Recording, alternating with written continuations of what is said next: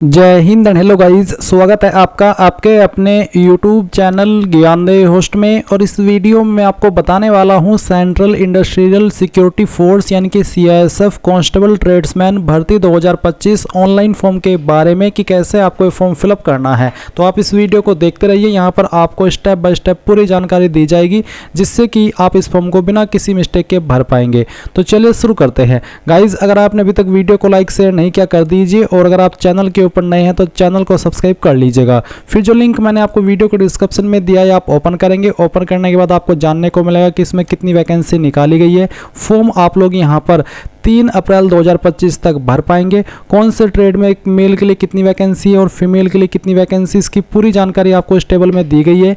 Age limit check कर सकते हैं अप्लाई करने के लिए 10वीं पास की योग्यता, और जिस भी ट्रेड में आप अप्लाई करना चाहते हैं उसी में आपके पास ITI का सर्टिफिकेट होना चाहिए।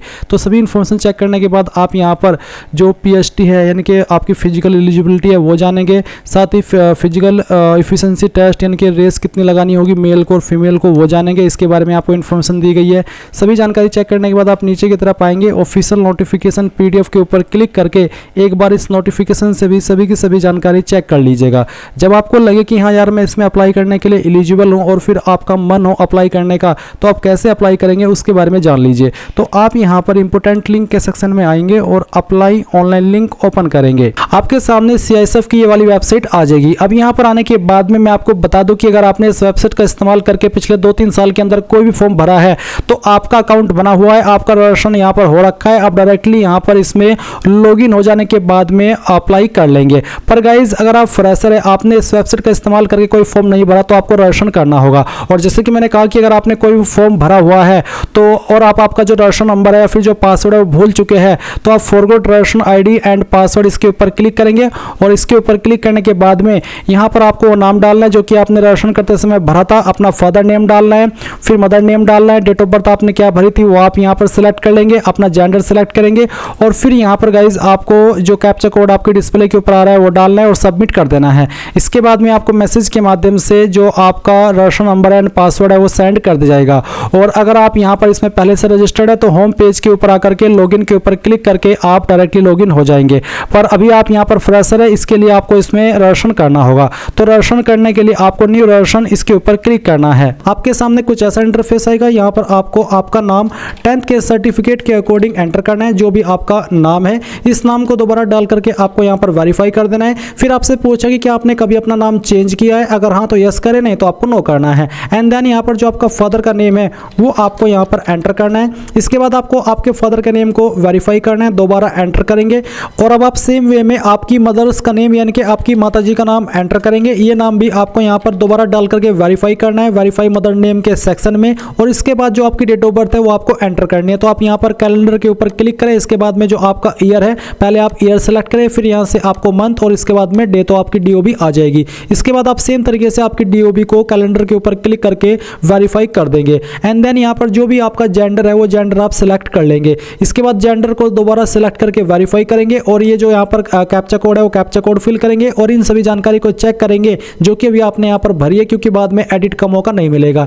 एंड फिर आप यहाँ पर पूरी तरह श्योर होकर के सबमिट पर क्लिक करेंगे। अब आपके सामने यहाँ पर कुछ ऐसा इंटरफेस आ जाएगा जहां पर आपकी पर्सनल डिटेल आपको देखने को मिलेगी जो कि अभी आपने भरी है। और फिर नीचे यहाँ पर कॉन्टैक्ट डिटेल्स भी दी गई है। आपको अपनी कॉन्टैक्ट डिटेल देनी है, जहां पर पहले आप अपना मोबाइल नंबर एंटर करेंगे, इस मोबाइल नंबर को दोबारा डाल करके वेरीफाई करेंगे, अपनी ईमेल ID एंटर करेंगे और इस ईमेल ID को दोबारा डाल करके वेरीफाई कर देंगे। मैं आपको बता दूं कि ये जो नंबर और ईमेल ID आप यहाँ पर दे रहे हैं बिल्कुल सही होनी चाहिए, क्योंकि इनके ऊपर आपको आपकी लॉगिन की इंफॉर्मेशन सेंड की जाएगी। इसके बाद आप यहाँ पर डिक्लेरेशन पे आई एग्री पर क्लिक करेंगे, ये कैप्चा कोड फिल करेंगे एंड इन जानकारी को चेक करने के बाद में आप सबमिट पर क्लिक करेंगे। सबमिट पर क्लिक करने के बाद में आपका रजिस्ट्रेशन हो जाएगा। और अब आपको यहाँ पर होम पेज से verify mobile and email ID इसके ऊपर क्लिक करना है। इस पर क्लिक करने के बाद यहाँ पर आप आपका रजिस्ट्रेशन नंबर एंटर करेंगे जो कि अभी आपको मैसेज और ईमेल के माध्यम से मिला है। अब आप यहाँ पर जनरेट OTP पर क्लिक करेंगे। इसके ऊपर क्लिक करने के बाद में यहाँ पर गाइज आपके जो नंबर के ऊपर OTP गया वो OTP आपको डालना है और वेरीफाई OTP पर क्लिक करना है। एंड जो आपकी ईमेल के ऊपर OTP आया वो OTP यहाँ पर डाल करके आपको वेरीफाई कर देना है। एंड जैसे आप ये वेरीफाई कर ले, फिर से आपको होम पेज पर आना है और अब आपको यहाँ पर कांस्टेबल ड्राइव और डीसीपीओ इस पर क्लिक करना है। इस पर क्लिक करने के बाद में अब आप यहाँ पर जो आपका रजिस्टर नंबर है वो एंटर करेंगे, आपको जो पासवर्ड मिला है वो यहाँ पर डालेंगे, एक कैप्चा कोड फिल करेंगे एंड देन आप सबमिट पर क्लिक करेंगे। लॉगिन पर क्लिक करने के बाद में यहाँ पर आता है click here to apply constable tradesman, तो आपको इसके ऊपर क्लिक करना है। अब आपके सामने इंस्ट्रक्शंस आ चुके हैं। आपको यहाँ पर मैं बता दूं कि जो आपको फोटो अपलोड करना है उसके ऊपर आपको डेट भी लिखनी है जो कि आपकी 3 महीने से पुरानी नहीं होनी चाहिए। अब आप यहाँ पर आएंगे और इसको कंटिन्यू पर क्लिक करेंगे। कंटिन्यू पर क्लिक करने के बाद यहाँ पर आपकी जो रजिस्ट्रेशन की इंफॉर्मेशन है वो दी गई है और कुछ जानकारी आपको भरनी है, जैसे कि आपकी कास्ट कैटेगरी कौन सी है वो आपको यहाँ पर सिलेक्ट कर लेनी है। अब आपसे पूछा state UT to which you belong, यानी कि आप कौन सी स्टेट या फिर यूटी के स्थायी निवासी है वो आपको सिलेक्ट कर लेनी है। एंड देन यहाँ पर आते हैं कि have you migrated from the state UT of your origin to another state, यानी कि जो आपकी स्थायी स्टेट है कि आप उस स्टेट से किसी दूसरी स्टेट में ट्रांसफर हुए हो, अगर हाँ तो यस, नहीं तो नो ही रहने देना है। जेंडर आपको आपका सिलेक्ट कर लेना है और फिर यहाँ पर नेशनलिटी आपकी इंडियन रहेगी। एजुकेशनल क्वालिफिकेशन तो यहाँ पर है कि if any ex serviceman qualified 10th exam in civil there is no need to apply for army education, यानी कि उनको अप्लाई करने की आवश्यकता नहीं है। तो बेसिकली आप यहाँ पर सिविल ही रखिएगा। फिर आता है सिलेक्ट डिटेल, आप इसके ऊपर क्लिक करके जो भी आपकी एजुकेशन क्वालिफिकेशन है जो कि कंप्लीट है, जिसके माध्यम से आप अप्लाई कर रहे हो वो आपको सेलेक्ट कर लेनी है। हाईएस्ट क्वालिफिकेशन आप यहाँ पर सिलेक्ट करेंगे, इसमें कम से कम 10वीं चाहिए अप्लाई करने के लिए। तो मैं यहाँ पर अभी 10वीं सिलेक्ट कर लेता हूँ क्योंकि मैं 10वीं पास हूँ। ऐसा मैं यहाँ पर इसलिए दे रहा हूँ क्योंकि मैं अपनी हाईएस्ट क्वालिफिकेशन नहीं देना चाहता, बट मैं आपको बता दूँ आप यहाँ पर वो हाईएस्ट क्वालिफिकेशन दे सकते हैं जो कि आपकी कंप्लीट है इस फॉर्म को भरने की लास्ट डेट तक। फिर आता है रिलीजन, तो जो भी आपका रिलीजन है वो आप यहाँ पर सिलेक्ट कर लीजिए। फिर आपसे यहाँ पर कुछ सवाल पूछे, जैसे कि क्या आप 1984 दंगे के या फिर 2002 के दंगे के विक्टिम थे, अगर हाँ तो यस, नहीं तो आपको नो करना है। इसके बाद do you belong to hill area, यानी कि जो हिल एरिया के आप उनसे बिलोंग करते हैं, अगर हाँ तो यस, नहीं तो आपको नो करना है।